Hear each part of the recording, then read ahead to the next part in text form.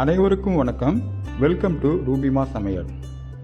இன்னைக்கு நம்ம சப்பாத்திலிருந்து புட்டு செய்ய போகிறோம். இந்த ஐடியா எப்படி வந்துச்சுன்னா, எங்கள் வீட்டில் பெரும்பாலும் நைட்டில் சப்பாத்தி தான் செய்வோம். அது சில சமயம் எக்ஸஸ் ஆகி மீந்து போயிடும். அதை காலையில் சாப்பிட்றதுக்கு நமக்கு விருப்பம் இருக்காது. அந்த சப்பாத்தியிலேருந்து தான் நம்ம இப்போது புட்டு செய்ய போகிறோம்.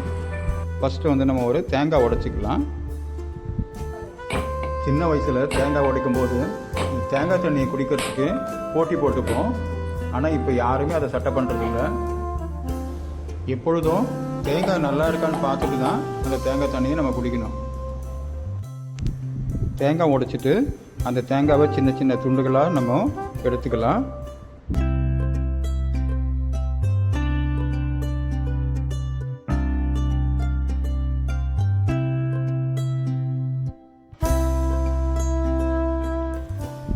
இது போல் சின்ன சின்ன துண்டுகளாக அந்த தேங்காவை எடுத்துட்டு அந்த தேங்காவில் இருக்கிற அந்த மேல் ஓடை நம்ம சீவி எடுத்துடலாம். அந்த தேங்காவில் அடியில் இருக்கிறதான அந்த மேல் ஓடுகளை சீவி எடுத்துடலாம்.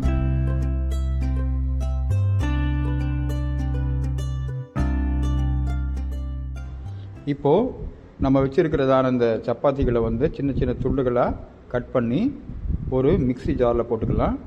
இந்த சப்பாத்திங்க ஹார்டாக இருந்துச்சுன்னா இட்லி குண்டானில் ஒரே ஒரு தட்டு வச்சு இந்த சப்பாத்திங்களை கொஞ்சம் நேரம் வேக வச்சோம்னா எல்லாமே சாஃப்டாகிடும். போதுமான அளவு சப்பாத்திகளை கட் பண்ணி போட்டுட்டு அது கூடவே நம்ம ஏற்கனவே கட் பண்ணி வச்சுருக்கிற அந்த தேங்காய் துண்டுகளையும் போட்டுக்கலாம்.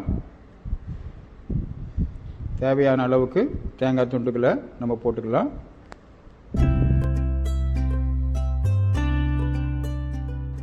அதோட ஒரு 3 ஏலக்காய் அதில் போட்டுக்கலாம். போட்டுட்டு இதை கோர்ஸாக கிரைண்ட் பண்ணிக்க வேண்டியதுதான். இப்போ கிரைண்ட் பண்ணியாச்சு. பாருங்கள் எவ்வளோ மணலாம் வந்துருக்கு பாருங்கள். இது மாதிரி நம்ம கிரைண்ட் பண்ணிக்க வேண்டியதுதான். இதை கிரைண்ட் பண்ணிவிட்டு நம்ம ஒரு தட்டில் கொட்டிட்டு நம்ம தேவையான அளவுக்கு நாட்டு சர்க்கரை இல்லைன்னா ஆர்டினரி சுகர் எது வேணாலும் நம்ம போட்டு அதை மிக்ஸ் பண்ணிக்கலாம். நாங்கள் நாட்டு சர்க்கரையை அதில் சேர்த்து மிக்ஸ் பண்ணிக்கிறோம்.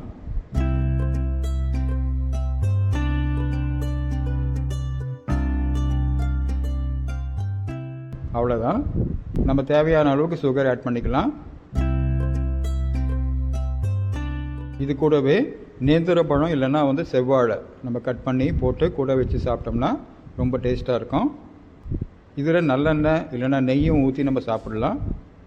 பாருங்கள், கொஞ்ச நேரத்தில் நமக்கு சப்பாத்தியிலிருந்து புட்டு ரெடி ஆகிடுச்சு. நீங்களும் இது போல் உங்கள் வீட்டில் சப்பாத்தி மீந்துடுச்சுன்னா அதை எப்படி சாப்பிட்றதுன்ட்டு யோசிக்காமல் இது மாதிரி புட்டு செஞ்சு பாருங்கள். ரொம்ப நல்லாயிருக்கும். இந்த ஐடியா உங்களுக்கு பிடிச்சிருந்தா லைக் பண்ணுங்கள், கமெண்ட் பண்ணுங்கள், மறக்காமல் உங்கள் ஃப்ரெண்ட்ஸ்க்கு ஷேர் பண்ணுங்கள்.